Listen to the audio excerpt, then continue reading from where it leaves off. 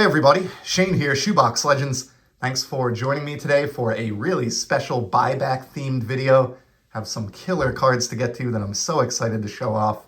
And of course, the theme of the episode is going to be these twice pack issued beauties from the various Topps buyback programs over the years. Fully understand that these cards aren't for everybody, and some consider them altered, and that may or may not be the case. But to me, I love the uniqueness of these. The challenge in tracking them down, the scarcity, and all of the kind of unknowns and mystery about them. They're just one of the most fun parts of my collection, and I have some really, really nice ones to show off today. I've got a little stack over here of hand-picked buybacks. Maybe we'll rummage a bit through this box as well from the buyback stash that I haven't processed yet. But before we get to any of that, I have two really special, I call them unicorn type buybacks because they really shouldn't exist. I always wondered if they did exist, and for whatever reason, just the way things work out in this hobby, within the last month or two, I was able to acquire two examples of them, and I want to share those with you. So the first comes from the most recent pack issued buyback program, and that was the 2024 Topps Advent Calendar. You can see this 2024 ornament stamp here. There were two of these individually wrapped in each holiday advent calendar that Topps and Fanatics put out this holiday season. I did a whole countdown on my favorites that I had picked up a few episodes back. I actually released that on Christmas Day, and didn't have this one in hand at the time, but I figured it was appropriate to show it off in today's video. The 1986 Topps Mike Schmidt, card number 200, will be vying for the buyback Frankenset. But really, I just wanted to take this one out just as an example to show you the Advent Holiday Buyback Program that took place over the last couple of months. One card surfaced on eBay that I just immediately was drawn to, had to make a play at. Really thought because of what it is and the fact that it shouldn't exist, that this card would go for a lot more money than it did, but it was extremely affordable. I want to say I paid about $15 for this. So check it out. From the 2024 Advent Buyback Program, we have the 1993 Fleer Ultra Andre Dawson. Now, those with any hobby knowledge or a decent amount of hobby knowledge are going to immediately realize what the issue is here. This card should never have been stamped by Topps. This is a Topps buyback program where they are stamping previous versions, like the 86 Mike Schmidt, of Topps baseball cards. But this card was made by Fleer back in the early to mid-90s and should never have been included in this program. So we have a Topps buyback of a Fleer Ultra Andre Dawson, absolute unicorn. You know, I think they probably have like interns over at Fanatics, I'm assuming, that take a big stack of cards and feed them through some type of foil stamping machine. And when you're doing that at volume, like they do for some of these buyback programs, and maybe the intern has limited knowledge about some of the sets of Topps past or the baseball card industry's history, I'm just surmising here, and a card made it into the stack that didn't belong in there and should have never been in there. So I've been looking out for these Advent buybacks really on a daily basis since the Advent calendars came out, and this is the only example that I have seen of a card that should not have been stamped and should not have been pack issued by Topps in the year 2024. So I just think that's a fascinating concept. The fact that it was a Red Sox card and the Hall of Famer in Andre Dawson to boot really, really just put it over the top. So didn't have this one in time when I did my countdown, or it would have been really, really high on the list. But I'm just so excited to have it. And it's one of, in a collection that's all about uniqueness and scarcity, this is one of the most unique and scarce pieces in my buyback collection. And I'm really, really honored to have it. But that was not the first case that I'm aware of Topps mistakenly stamping, cards that they shouldn't have.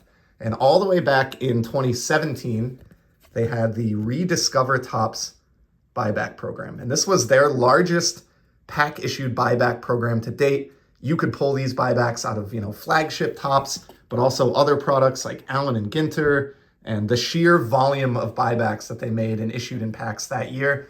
In my opinion, it's the largest program that they ever did. And just like we saw with the Andre Dawson, back in 2017, presumably whoever was stamping these cards, a couple of them slipped through the cracks, made by other manufacturers that should not have been stamped and pack issued by Topps. And for years, I heard stories of one or two Fleer or Donruss or scorecards getting the Rediscover Topps stamp and being pack issued erroneously. But I never actually saw one with my own two eyes or held one in hand. And just this past winter, one finally surfaced on eBay. I was able to work out a deal with the seller and snatch it up almost immediately. Check it out. The 1986 Donruss Highlights, which I think was maybe like a box set. Willie McCovey. This is a card paying tribute to his Hall of Fame induction. And as I described, it got mistakenly the Rediscover Topps foil stamp treatment. And this would have been issued in a product back in 2017 that was put out by Topps. This would have been in a pack of Allen and Ginter or maybe Topps Series 2.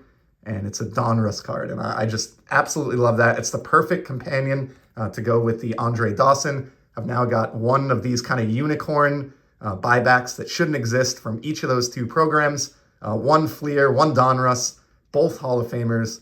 And these, honestly, as silly as some of you may find it, I could not be happier. These are two of my favorite cards that I acquired in the year 2024, just due to the fact that they really shouldn't exist.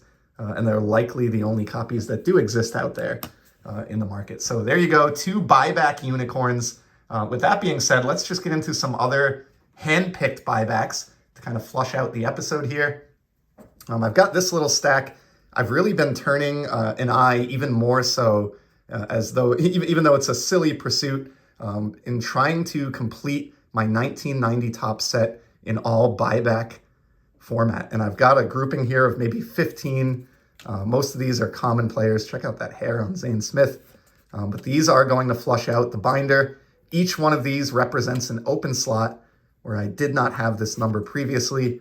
Again, I've talked about it before. I don't think it's even possible to complete this set in buyback format. I think there are a few star players and other cards that may not even exist, but I'm not letting that hold me back. I'm getting as far along as I can. This is pretty cool. You got the Jeff Ballard base card and the All-Star card. And believe it or not, with this batch that we're looking at today, and we got a couple stars at the end here in Saberhagen, Keith Hernandez, and then Mark Grace, who had the most hits of any player in the 90s. So yeah, with this batch in hand, I am now past the 700 card mark in my 1990 Topps buyback binder. So I'm missing less than 100, and I will continue to keep one eye open for those in the coming year, and hopefully I can knock a few more off the list in 2025. Let's do a little bit of a rummage here. You can tell I got this one from ComC. Jose Iglesias, a player who I really, really liked during his time with the Red Sox. I believe, I could be wrong, but I think he was still active even as recently as last season. And this is his rookie cup card from the Detroit Tigers from 2014 Topps. And again, is from the Rediscover Topps buyback program. Let's pull a couple here, and then I'll get into a little stack that I have on the side of me. But here's a great one, personality that we lost, one of the many great personalities that we lost last year as far as baseball history goes. Orlando Cepeda, 73 Topps for the Oakland A's. Love this card. Hall of Famers in buyback format are exceedingly difficult, and pumped to see that one come out of the box. And it's actually a perfect segue because I did not plan this, but two of the cards that I have in my little stack here are 1973 Oakland A's cards. So check this out. We have the World Series Game 4 featuring Gene Tennis and a single that he had in the 9th. And then we have the World Champions card. Both of these from the 2015 Topps original buyback program, but they look great together and really complement that Orlando Cepeda in the background quite nicely. So beautiful trio there of early 70s Oakland A's. Here's another one off the stack. Pumpsy Green. For those who are unaware, he integrated the Boston Red Sox, who were sadly the final franchise to integrate, but he was the guy that did it. And this, of course, is his 1962 Topps issue from the Topps Heritage Box Topper Buyback Program. So love to see that Pumpsy Green. Let's pick another one out of the box here, and another Heritage Buyback, Don Gutteridge. Check out those powder blue or baby blue Chicago White Sox uniforms. That is wild. He's got the long sleeve blue shirt underneath. That's a really, really cool photo on that card. Got a whole binder and project going for those Heritage buybacks that I'll be showing off on the channel soon. Here's a guy who sadly always plays second fiddle to Nolan Ryan on their rookie card, but had a very, very, very solid career of his own. Jerry Koosman in the beautiful, colorful 1975 Topps issue. This is a 2016 65th anniversary buyback. So some lucky collector out there would have pulled this card out of their pack of 1975 Topps many, many decades ago. And then again, out of their pack of 2016 Topps baseball only a few years back. And then in the end, it ended up in my collection. So love that Koosman. This is another great one that I handpicked off of ComC. A little bit of a newer card from 1992 Topps. How about this George Brett? Love that smile with the bat. And this is a kind of a foil stamp color match, which I love. This is from the same program as the Koosman that we just saw. And it's the blue foil, which I mean, for a Royals card, just doesn't get much better. Late career George Brett. And this one will definitely make a play for card number 620 in my buyback Frankenset. I do plan on doing a Frankenset update video sometime over the winter here. I realize it's been over a year since I showed the binder, and it's definitely shifted quite a bit in that time. Let's do two more fun ones, and then we'll call it for today.